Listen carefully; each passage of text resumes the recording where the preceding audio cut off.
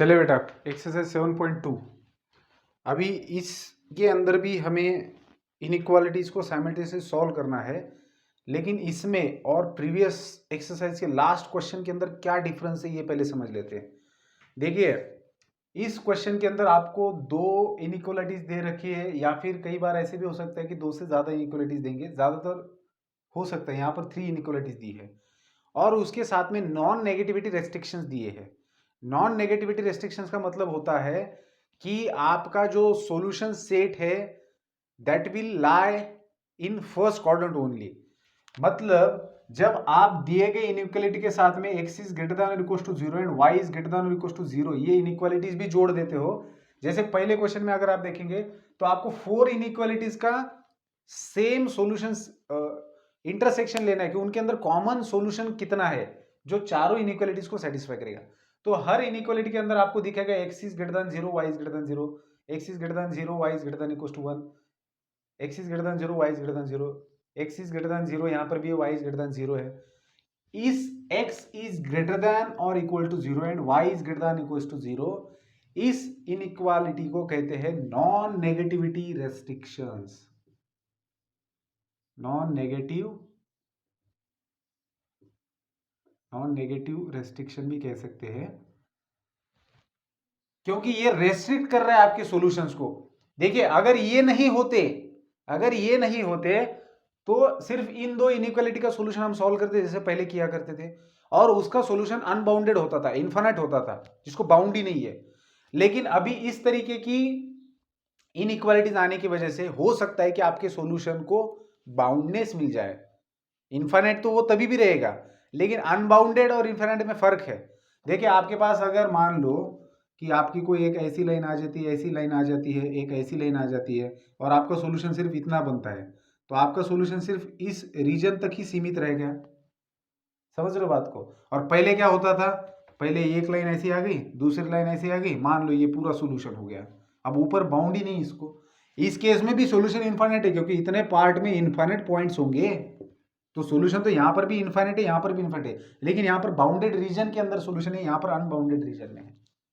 तो ज्यादा जब भी इस तरीके की रेस्ट्रिक्शंस आते हैं तो समझ लेना कि आपका जो सॉल्यूशन सेट है, या फिर जिसको फिजिबल रीजन कहा जाता है, फिजिबल रीजन मतलब आपका जो जितना भी सॉल्यूशन सेट है, ठीक है, और उस फिजिबल रीजन के अंदर जो पॉइंट होते हैं उनको फिजिबल सॉल्यूशन कहा जाता है। तो आपका जो फिजिबल सॉल्यूशन है, तो अगर रेस्ट्रिक्शंस कम है, ये नॉन नेगेटिविटी रेस्ट्रिक्शंस, रेस्ट्रिक्शन का मतलब बांधना, आपको रोकना, ठीक है, तो ये नॉन नेगेटिविटी रेस्ट्रिक्शन डालने की वजह से कई सारे, ऐसा जरूरी नहीं कि हर बार हो, लेकिन बहुत बार ऐसे हो सकता है कि आपका जो फिजिबल रीजन है दैट विल बी बाउंडेड, ठीक है।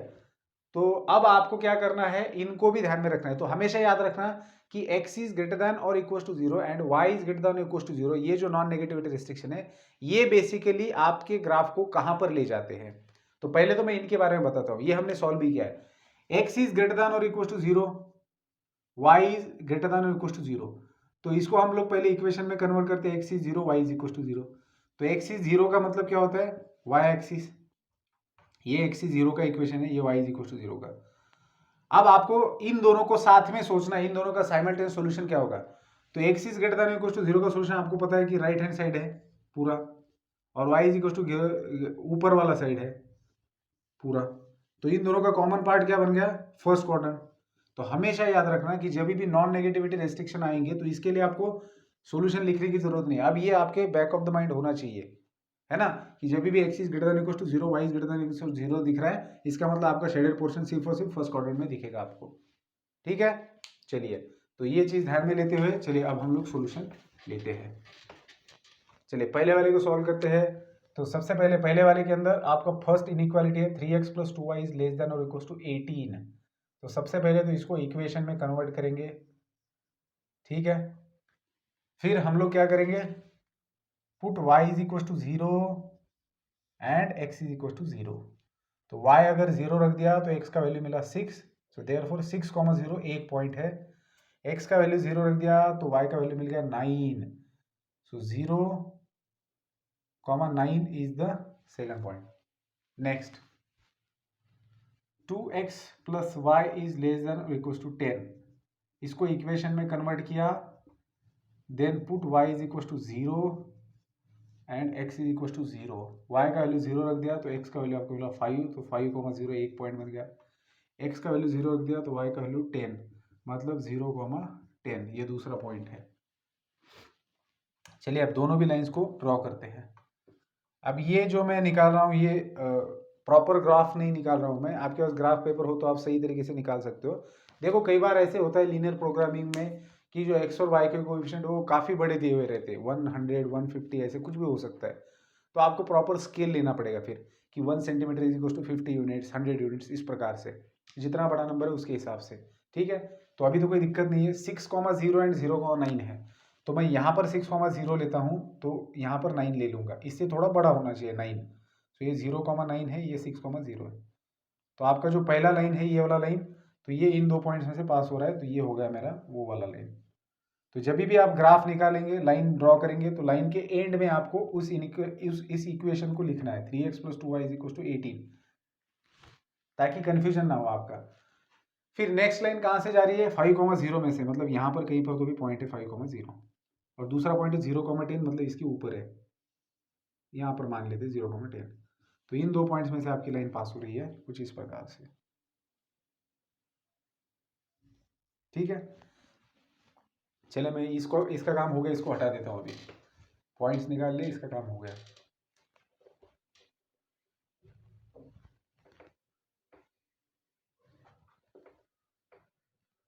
ठीक है, सो this is your second line, that is 2x + y = 10। ठीक है, अब बात करेंगे इन दो पॉइंट्स के, इन दो इक्वेशन के सॉल्यूशन की। 3x + 2y <= 18 एंड दूसरा इन इक्वेशन है हमारा 2x + y <= 10। ठीक है, तो अब बेटा ये 3x + 2y = 18 है।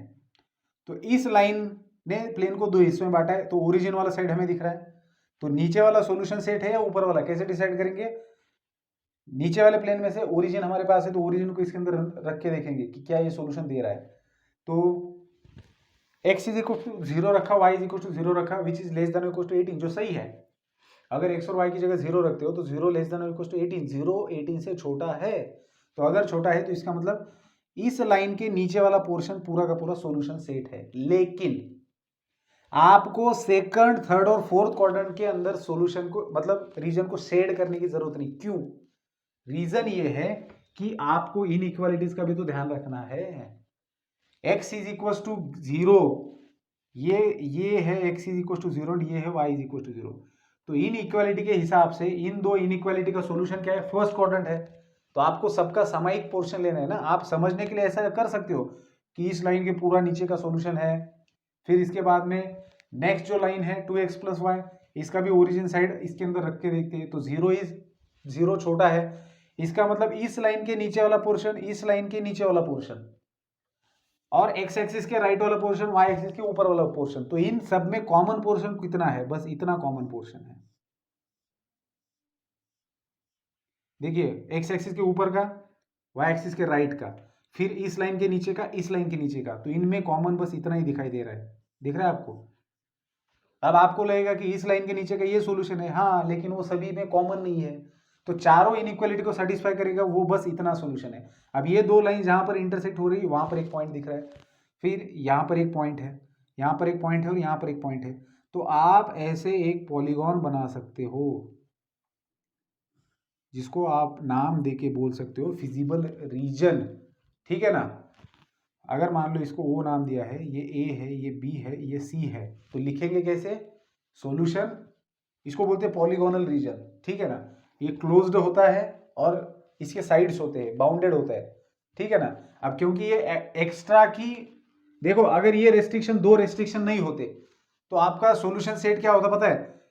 इन दोनों लाइन, मतलब ये तो होता ही, लेकिन ये पूरा का पूरा इधर का नीचे का भी हो जाता। दोनों लाइंस में कॉमन जो नीचे का पोर्शन है पूरा का पूरा आ जाता, तो ये अनबाउंडेड सॉल्यूशन होता है। लेकिन क्योंकि x > 0 y > 0 रेस्ट्रिक्शन लग गए तो फिर बन गया बाउंडेड सॉल्यूशन। तो रीजन कौन सा? देयरफॉर फिजिबल सॉल्यूशन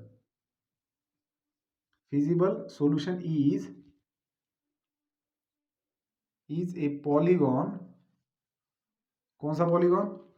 OABCO, इसको नाम भी कैसे देते देखो, ओ ए बी सी हो, जहां से स्टार्ट किया वहां पर आके खत्म करना होता है, या तो इस तरीके से जाइए या फिर यहां से यहां जाइए। ओ ए बी सी नहीं लिखना है, फिर से ओ की तरफ आना है, क्योंकि ये पूरा का पूरा मिलके सॉल्यूशन होता है। तो initial and and point same होते हैं, ऐसा पूरा राउंड कंप्लीट करना होता है। तो ये बन गया इसका सॉल्यूशन। समझ में आई बात? अब ये सॉल्यूशन है, इसका मतलब समझ रहे हो, इस फिगर के अंदर का कहीं पर भी आप कोई भी पॉइंट ले लो और उसके कोऑर्डिनेट्स को, उसका कोऑर्डिनेट चारों के चारों इनइक्वालिटी को सेटिस्फाई करेगा। आप चेक कर सकते हो ग्राफ पेपर पर, जब आप ग्राफ बनाएंगे कोई भी एक पॉइंट ले लो, उसके एक्स और वाई कोऑर्डिनेट चारों में देख को डाल के वो सेटिस्फाई करेगा। अब अगर इस रीजन के बाहर का और देखना है एक चीज और, कि क्योंकि ये लेस देन और इक्वल्स टू है, ठीक है ना, इसलिए इसकी जो बाउंड्रीज है वो भी क्या करेगी, इसके सॉल्यूशन में रहेगी, ठीक है ना। तो इसके अंदर का कोई भी पॉइंट, अब अगर इसके बाहर का कोई भी पॉइंट लेते हो तो वो कुछ इनइक्वालिटी को सेटिस्फाई करेगा, कुछ को नहीं करेगा। जैसे इधर का पॉइंट ले लिया तो इन दो इक्वालिटी को तो ये सेटिस्फाई करेगा ही नहीं, और ये पॉइंट क्या करेगा, ये दो इनइक्वालिटी को सेटिस्फाई करेगा। तो सेकंड, थर्ड और फोर्थ क्वाड्रेंट में जो नीचे वाले पोर्शन है वो सारे के सारे दो इक्वालिटीज को सेटिस्फाई करेंगे, लेकिन बचे हुए दो को नहीं करेंगे। तो सिर्फ इतना ही पार्ट का, इतने पार्ट के अंदर जितने पॉइंट्स है, देखो ये भी तो इनफाइनाइट है, ये इन चार इनइक्वालिटी का साइमल्टेनियस सॉल्यूशन ये रीजन है जिसके अंदर इनफाइनाइट पॉइंट्स है, therefore this has infinite solution.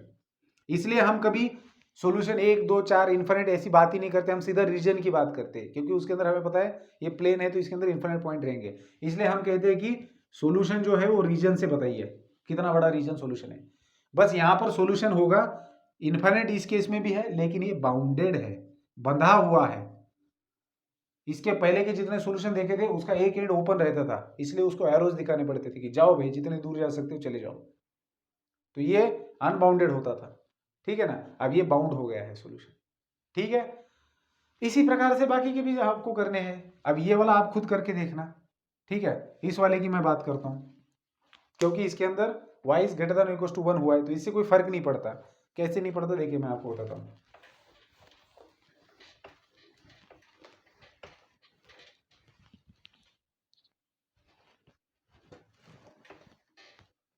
देखिए अब थर्ड के अंदर 3x plus 4y greater than equal to 12, 4x plus 7y less than equal to 28, and बाद में पहले ये दोनों का निकालते फिर लास्ट वाला निकालते। तो इसको इक्वेशन में कन्वर्ट करेंगे, ठीक है। फिर y का वैल्यू 0 रखेंगे एक बार, x का वैल्यू 0 रखेंगे, इसको इक्वेशन में कन्वर्ट करेंगे, फिर y का वैल्यू एक बार 0 एंड x का वैल्यू एक बार 0। तो y का वैल्यू 0 रखा तो x का वैल्यू मिला 4, सो 4,0 इसका सॉल्यूशन बन गया। x का वैल्यू 0 रखा तो y का वैल्यू मिल गया 3, सो 0,3 इसका सॉल्यूशन बन गया। y का वैल्यू 0 रखा तो x का वैल्यू मिल गया 7, सो 7,0, x का वैल्यू 0 तो y का वैल्यू 4, तो 0,4। अब next inequality, that is y is greater than और इक्वल टू 1, तो this implies y is equal to 1 equation, और x is greater than equal to 0, तो इसका तो कोई दिक्कत ही नहीं है। चलिए अब इन चारों लाइंस को प्लॉट करते हैं। सो सबसे पहले वाले लाइन के पॉइंट से 4,0 0,3, सो यहाँ पर मान लेते हैं 4,0 है, और यहाँ पर मान लेते हैं थोड़ा सा नीचे, इससे छोटा चाहिए 0,3। तो इन दोनों में से पास होने वाली हमारी लाइन है, ये मेरी लाइन है 3x plus 4y is equal to 12। Next इसके पॉइंट से 7,0 एंड थोड़ा सा आगे ले लेता हूँ, ज़्यादा ज़रूरत नहीं लेने की, 7,0 एंड 0,4, मतलब इसके थोड़ा ऊपर, दैट इज 0,4। तो इन दो पॉइंट्स में से पास होने वाली आपकी दूसरी लाइन है, ठीक है।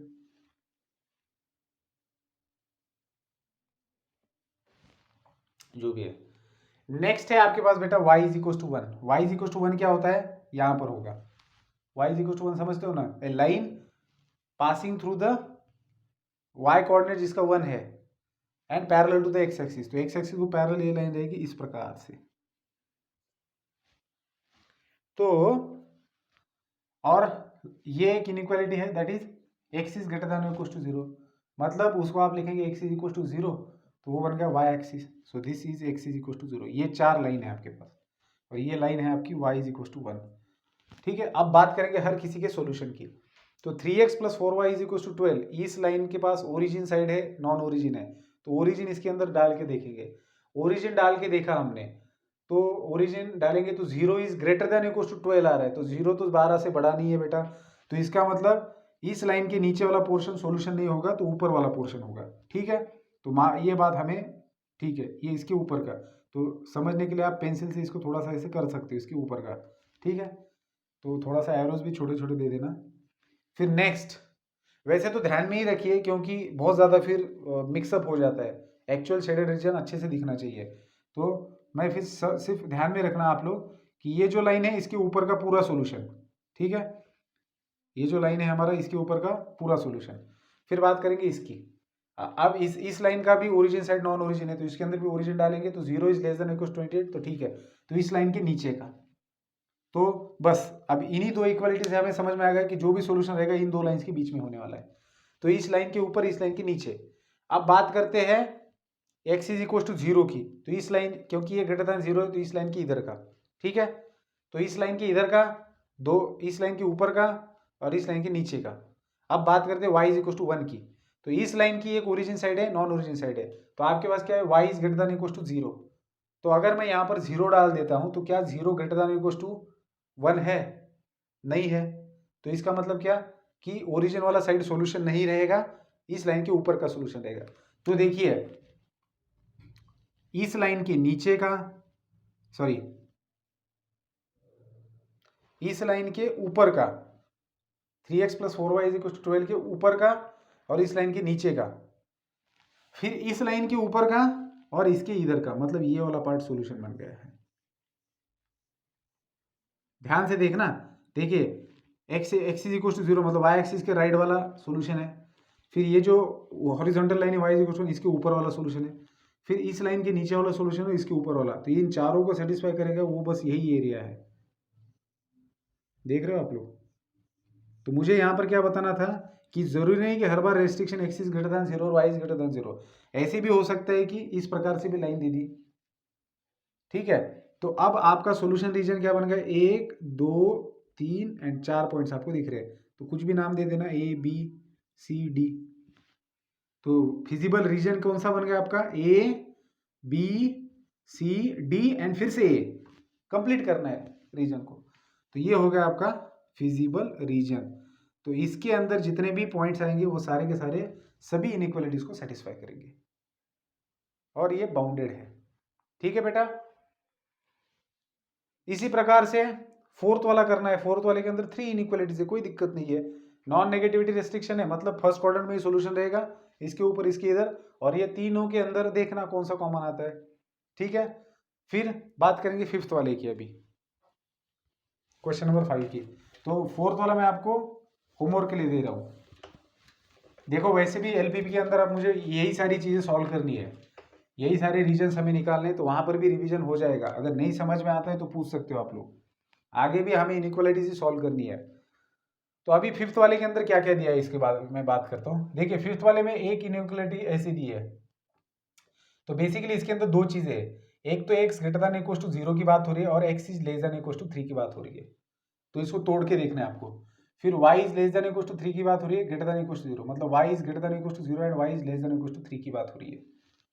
तो बेसिकली यहाँ पर 4 इनइक्वालिटीज मिल रही है एंड ये inequalities that is x plus y is less than equal to 5 and 2x plus y is greater than equal to 4। ठीक है, तो अब देखना है यहाँ पर इसको इक्वालिटी में कन्वर्ट करेंगे। सबसे पहले x plus y is equal to 5, तो y इज इक्वल टू 0 रखेंगे, तो ये तो बन जाएगा बेटा 5,5 पॉइंट मिलेगा। देखिए मतलब y इज इक्वल टू 0 और x इज इक्वल टू 0, तो 5,0 आपको मिलेगा एक पॉइंट और 0,5 मिलेगा दूसरा पॉइंट। फिर यहाँ पर इसको इक्वालिटी में कन्वर्ट किया, 2x plus y is equal to 4, फिर y इज इक्वल टू 0 रखा, x इज इक्वल टू 0 रखा, y 0 रखा तो x का वैल्यू मिला 2, x 0 रखा तो y का वैल्यू मिला 4। सो 2,0 0,4 ये पॉइंट्स। ठीक है, फिर यहाँ पर आपके पास है x इज इक्वल टू 3 और यहाँ पर आपके पास है y इज इक्वल टू 3। तो चलिए अब हम लोग ग्राफ निकालते हैं, ठीक है। यहाँ पर बहुत ही कम जगह हो रही है ना। मैं इधर वाला हटा देता हूँ और पॉइंट्स इधर लिखता हूँ। मेरे पास कौन कौन से पॉइंट्स है, तो मेरे पास है इस लाइन के लिए 5,0, मतलब पहला है 5,0 एंड 0,5, इन दो पॉइंट्स में से मेरी लाइन पास हो रही है। फिर जो लाइन है वो 2,0 एंड 0,4 में से जा रही है। फिर मेरे पास है x is equal to 3 and y is equal to 3, ठीक है। तो चलिए अब इनका काम हो चुका है, इनको मैं हटा देता हूँ तो अच्छे से ग्राफ हम निकाल पाएंगे। तो अच्छा फिगर निकालेंगे बड़ा वाला। सबसे पहले तो समझ लीजिए कि आपके पास यहाँ पर x is greater than 0, y is greater than 0 है, तो आप लाइंस को नाम दे सकते हो y is equal to 0 and x is equal to 0। x is equal to 0 मतलब y axis, y is equal to 0 मतलब, तो फर्स्ट क्वाड्रेंट में आपका सोल्यूशन रहेगा, नॉन नेगेटिविटी रेस्ट्रिक्शन है। अब बात करते हैं x is equal to 3 and y is equal to 3 की। तो x इज इक्वल टू 3 का मतलब क्या, ये इसको मान लेते हैं 3, तो इसमें से पास होने वाली line that is x is equal to 3। y is equal to 3 का मतलब क्या, इधर ये इसमें से पास होने वाली line which is parallel to x axis, so this is y is equal to 3, ठीक है। अब बची हुए दो लाइंस 5,0, 0,5, तो ये क्या है, ये 3,0 है, ये क्या है, ये 0,3 है। तो 5,0 यहाँ पर ले लेते हैं एंड 0,5 यहाँ पर ले लेते हैं। तो इन दोनों में से जाने वाली लाइन है आपकी एक ये लाइन। फिर है 2,0 एंड 0,4, 2,0 मतलब ये लाइन एंड 0,4 मतलब ये लाइन। तो चलिए इन दोनों में से जाने वाली एक लाइन। चलिए अब देखते हैं कि सॉल्यूशन सेट कौन कौन सा है। x is equal to 0 and y is equal to 0, मतलब x एक्सिस और y एक्सिस के लिए y x एक्सिस के ऊपर का, y एक्सिस के राइट का, मतलब फर्स्ट क्वाड्रेंट। अब बात करते हैं लाइंस की। सबसे पहले x इज इक्वल टू 3 की बात करते हैं, ये जो vertical line which is parallel to y axis. तो x इज लेस देन और इक्वल टू 3, मतलब इस साइड के लेफ्ट वाला पोर्शन रहेगा, ठीक है। समझने के लिए मैं नीचे ऐसे कर देता हूं, इस लाइन के लेफ्ट वाला पोर्शन। फिर y is less than equal to 3, मतलब इसके नीचे वाला पोर्शन। यहां पर आपको समझने के लिए साइड में करवा रहा हूं मैं, ठीक है। इस लाइन के नीचे वाला पोर्शन, इस लाइन के लेफ्ट वाला पोर्शन, ठीक है। तो इधर तो आने की जरूरत नहीं है, इस लाइन के लेफ्ट वाला सिर्फ फर्स्ट क्वाड्रेंट में, इस लाइन के लेफ्ट वाला, इस लाइन के डाउन वाला फर्स्ट क्वाड्रेंट, इस लाइन के लेफ्ट वाला फर्स्ट क्वाड्रेंट। अब बात करते हैं इस लाइन की, कौन से वाले लाइन की, ये वाले लाइन की। x plus y is less than equal to 5, कहाँ पर है वो लाइन, ये मैंने लाइन का नाम ही नहीं दिया ना, ये x plus y is equal to 5 और ये लाइन है 2x plus y is equal to 4। तो इस लाइन को देखिए, ओरिजिन डाले इसके अंदर, ओरिजिन रखेंगे तो 0 is less than equal to 5, सही है, मतलब इस लाइन के नीचे वाला पोर्शन। तो इसको मैं यहाँ पर ऐसे कॉर्नर में कर देता हूँ, इस लाइन के नीचे वाला पोर्शन। और यहाँ पर इस लाइन का, ये लाइन दो हिस्सों में बांट रही है, ओरिजिन और नॉन ओरिजिन। तो ओरिजिन इसके अंदर डाल के रखेंगे तो 0 is less than greater than equal to 4, ये गलत है। समझ रहे हो मैं क्या बोल रहा हूँ, इस लाइन के नीचे ओरिजिन आता है, ओरिजिन के कोऑर्डिनेट्स इस इनइक्वालिटी में रखेंगे। तो 0 plus 0, 0 greater than equal to 4 हो सकता है क्या, नहीं हो सकता। तो ये पॉइंट इसकी इनइक्वालिटी को सेटिस्फाई नहीं कर रहा, मतलब ये वाला प्लेन सोल्यूशन नहीं होगा, इसके ऊपर वाला सोल्यूशन होगा, मतलब इधर वाला। तो बस अब आपके पास सारा का सारा किस्सा है, इसके नीचे का मतलब ये वाला, इसके इधर का मतलब ये वाला, फिर इस लाइन के इधर का मतलब ये वाला, फिर इस लाइन के ऊपर का मतलब ये वाला, और ये लाइन के ऊपर का फर्स्ट क्वाड्रेंट। तो मतलब आपका सॉल्यूशन सेट क्या बन गया, ये वाला बन गया।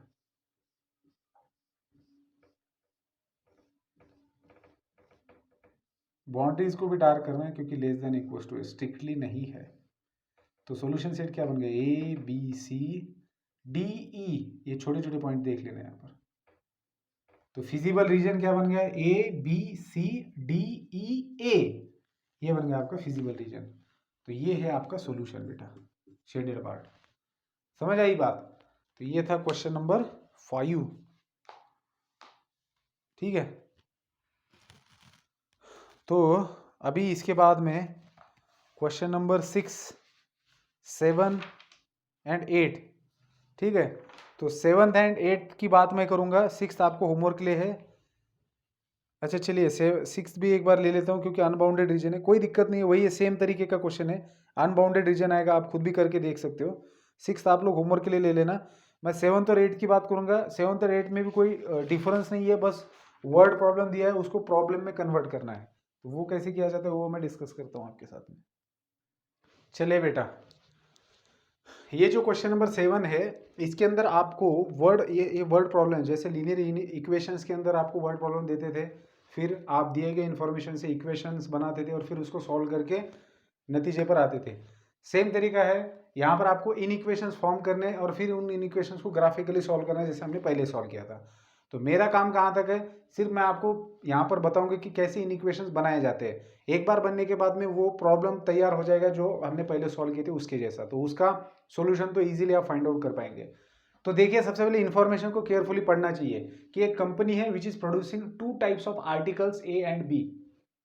एक कंपनी के अंदर 2 चीजें बनाई जा रही है, आर्टिकल्स जिसको कहा जाता है, ए टाइप का आर्टिकल, बी टाइप का आर्टिकल। अब नीचे दिया गया है कि इस प्रोडक्शन में उनको किन किन चीजों की नेसेसिटी होती है। जैसे ए आर्टिकल आप बना रहे हो और बी आर्टिकल बना रहे हो, तो दोनों भी आर्टिकल्स, ए टाइप का आर्टिकल और बी टाइप का आर्टिकल बनाने के लिए आपको जरूरत है सिल्वर की एंड गोल्ड की, ठीक है। तो ए टाइप का आर्टिकल बनाने के लिए ईच यूनिट ऑफ ए, अगर आप 1 यूनिट ऑफ ए टाइप का आर्टिकल बनाते हो, कोई भी हो सकता है वो आर्टिकल, तो ए टाइप का आर्टिकल 1 यूनिट जितना बनाने के लिए आपको रिक्वायरमेंट है 3 ग्राम ऑफ सिल्वर की। तो 3 ग्राम सिल्वर आपको लगेगा 1 यूनिट बनाने के लिए, पर यूनिट, ठीक है ना। पर यूनिट आपको 3 ग्राम सिल्वर लग रहा है, एंड 1 ग्राम ऑफ गोल्ड की नेसेसिटी है। मतलब जब आप 3 gram of silver and 1 gram of gold use करेंगे तब जाके आपका 1 यूनिट बन जाएगा ए आर्टिकल का। सिमिलरली बी आर्टिकल का 1 यूनिट बनाने के लिए requires 2 gram of silver and 2 gram of gold. अब आते हैं कि कंपनी के पास कितना सिल्वर और कितना गोल्ड अवेलेबल है, total availability 6 gram of silver is available. तो सिल्वर टोटल कितना अवेलेबल है, 6 ग्राम। ये मत समझ लेना कि मैंने इन दोनों का एडिशन किया है ना, सिल्वर की टोटल अवेलेबिलिटी 6 ग्राम है और गोल्ड की टोटल अवेलेबिलिटी है 4 ग्राम। अब आते हैं इन इक्वेशन पर। तो इन इक्वेशन बनाने के लिए वेरिएबल तो होना चाहिए, अननोन थिंग। तो आपको इसी को थोड़ा सा और आगे बढ़ाकर एलपीपी फॉर्म होता है, लीनियर प्रोग्राम प्रॉब्लम फॉर्म होता है, ठीक है। तो होता यही बेसिकली लीनियर प्रोग्रामिंग है कि इस प्रॉब्लम के अंदर क्या हो रहा है, कंपनी के मालिक ने आपको ये प्रॉब्लम आपके सामने रखा है कि भैया मेरे पास इतनी इतनी अवेलेबिलिटी है रिसोर्सिस की और ये मेरा प्रोडक्शन है, तो मैं कितने ए आर्टिकल्स बनाऊं, कितने बी आर्टिकल्स बनाऊं ताकि मुझे ज़्यादा प्रॉफिट हो। इसके अंदर वो लोग प्राइस दे देंगे कि वह ए आर्टिकल की प्राइस कितनी है, बी आर्टिकल की, तो कौन से ज़्यादा बनाऊं कौन से कम बनाऊं। तो मैन्युफैक्चरिंग के प्रोसेस के अंदर एलपीपी बहुत काम करता है, ठीक है। तो अब अभी तो हमें एलपीपी सॉल्व नहीं करना, अभी बस इससे इन इक्वेशन बनाना है। तो हमारा सबसे पहले क्या रहेगा टारगेट कि let the company will produce X A articles and Y B articles. तो हम लोग सबसे पहले एजम्पशन करेंगे कि let A articles, let company will produce X A articles, मतलब ए टाइप के आर्टिकल कितने बन रहे हैं, एक्स बन रहे हैं, और बी टाइप के आर्टिकल कितने बन रहे हैं, वाई बन रहे हैं। अब बात करते हैं, जैसे मान लो 2 बन रहे हो, 3 बन रहे, जितने भी, अगर एक्स जितने ए टाइप के आर्टिकल बन रहे हैं तो उतनों को कितना सिल्वर और गोल्ड लगेगा। जब आप एक्स जितने, जैसे मान लो कि ए टाइप के आर्टिकल कितने बन रहे हैं, एक्स, और इसको बनने के लिए कितना सिल्वर चाहिए होता है 1 यूनिट को बनने के लिए 3 ग्राम, मतलब अब आपको सिल्वर लगेगा 3x ग्राम जितना, और गोल्ड कितना लगेगा आपको, वो लगेगा 1 ग्राम जितना। सिमिलरली जब आप बी टाइप का आर्टिकल बना रहे हो तो वो कितने बन रहे हैं, वाई आर्टिकल बन रहे हैं, तो आपको 2y जितना सिल्वर लगेगा और 2y जितना गोल्ड लगेगा। अब टोटल सिल्वर कितने हैं आपके पास, सिर्फ 6 ग्राम है, मतलब 3x plus 2y, this should not increase. देखो दोनों भी आर्टिकल्स में टोटल सिल्वर कितने लगने वाला है, अगर आप ए टाइप के आर्टिकल x बना रहे हो, x आर्टिकल बना रहे हो, ये y बना रहे हो, तो 3x एंड 2y इतने आपको सिल्वर लगेगा। तो इन दोनों का एडिशन शुड नॉट इंक्रीज 6 ग्राम, क्योंकि आपके पास इससे ज्यादा है नहीं। तो दोनों आर्टिकल बनाने के लिए जितना भी सिल्वर लग रहा है वो लेस देन और इक्वल टू 6 होना चाहिए। दूसरी चीज, दोनों आर्टिकल को बनाने के लिए जितना भी गोल्ड लग रहा है वो कितना है, x ग्राम एंड 2y, तो x प्लस 2y, और ये भी ग्रेटर नहीं होना चाहिए 4 ग्राम से, क्योंकि आपके पास टोटल 4 ग्राम गोल्ड है।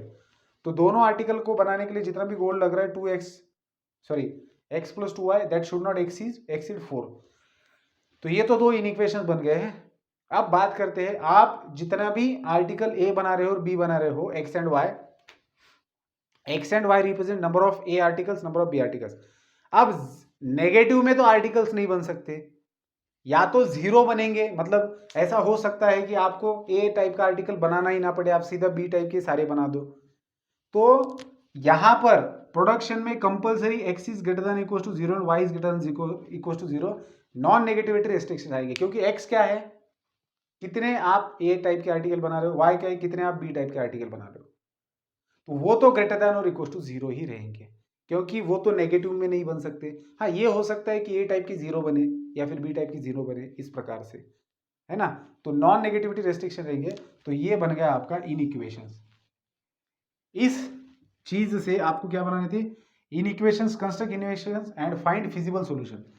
तो इस सारी इंफॉर्मेशन को ध्यान में रखते हुए ये आपके इनइक्वेशंस बन गए हैं। अब आप इसका फिजिबल सॉल्यूशन निकाल सकते हो। ये तो पहले जैसा ही प्रॉब्लम बन गया अभी, ठीक है। तो ये हाफ पार्ट था लीनियर प्रोग्रामिंग का, इसी टाइप के प्रॉब्लम्स होते हैं लीनियर प्रोग्रामिंग के अंदर, ठीक है। तो चलिए यहाँ पर मैं इसके बाद एक और प्रॉब्लम है जो आप लोग खुद ट्राई करो। यहाँ पर मैं एंड करता हूँ एक्सरसाइज 7.2 को। मिलते हैं नेक्स्ट वीडियो में, जिसके अंदर हम ओरिजिनली फॉर्मुलेशन करेंगे एलपीपीज का और देखेंगे एलपीपी क्या होता है। सो मिलते हैं नेक्स्ट वीडियो के अंदर। Good bye.